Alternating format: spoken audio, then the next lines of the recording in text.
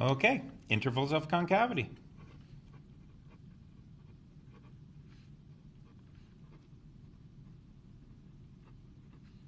What we're going to do is we're going to take the second derivative. You should take some time and ensure yourself that this is in fact the second derivative.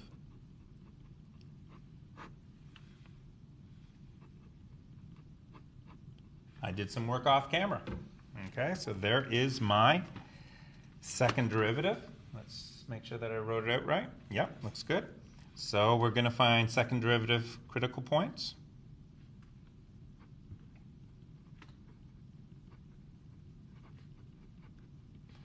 They're going to occur when the second derivative is equal to 0. So it's going to be 2x, x squared plus 3 over x squared minus 1 cubed equals 0. Using that handy dandy trick, it's going to be 2x, x squared plus 3 equals 0.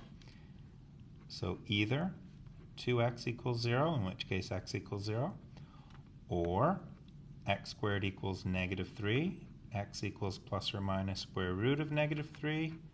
You're going to omit since these are complex roots. They're complex roots, and we are graphing on a Cartesian plane.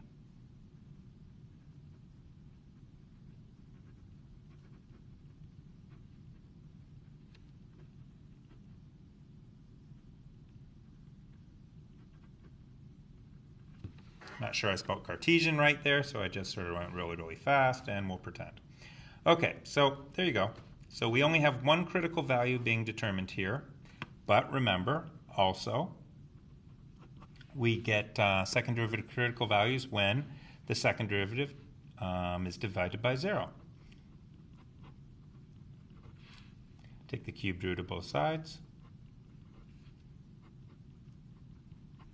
So we've got 3 critical values here, places where the curve can change from concave up to concave down or concave down to concave up. So what you're going to have here, what your intervals are going to be, is 0, 1, minus 1, and we're going to be interested in everything through here, everything through here, everything through here, and everything through there. So that's what our intervals are going to look like. Okay. Uses up a lot of paper to do these. Okay, so interval chart.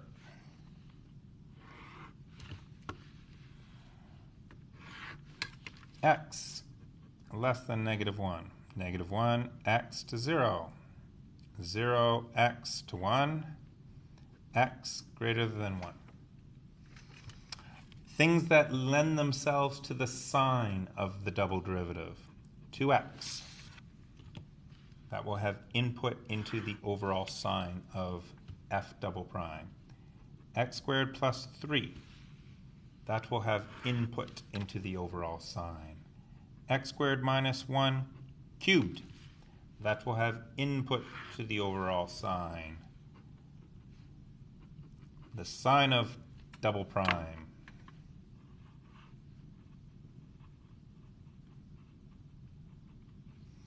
And finally, that sign of double prime is going to tell us something about our original f of x.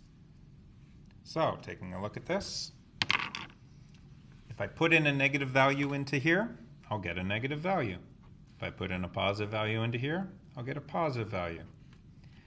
No matter what happens I put in for x, it will be positive. I'll add 3 to it, it will be positive. Life will be grand. If I put in a negative value of x less than 1, like negative 3, then I'll get positive 9. I'll get positive, I'll get positive. Put in a value of x between negative 1 and 0, like negative 1/2. Negative 1/2 squared will be negative 1/4. Negative 1/4 subtract 1 will still be negative. A negative cubed will be negative. A number between 0 and 1, positive, 1/2. 1/2 squared will be 1/4. 1/4 minus 1 will be negative. Negative cubed, something greater than 1, like 5,495 squared will be big. Subtract 1 will be positive. Cubed will be positive. Negative and a positive will give you a negative. Negative and a negative will give you a positive. Positive and a negative will give you a negative. Positive will give you a positive. Therefore, f of x will be concave down on negative infinity to negative 1, because this means that the second derivative is less than 0. This one says that the second derivative is greater than 0, so it'll be concave up on negative 1 to 0. Concave down on 0 to 1, and concave up on 1 to infinity and beyond. All right, so where I change from concave down to concave up, concave down to concave up, concave up to concave down, concave down to concave up, I may have an inflection point at all those points. So, possible inflection point at x equals -1, 0, and 1. Now, if we're thinking, we're going to remember that -1 and 1 are vertical asymptotes. If we're not thinking, we might go ahead and try to do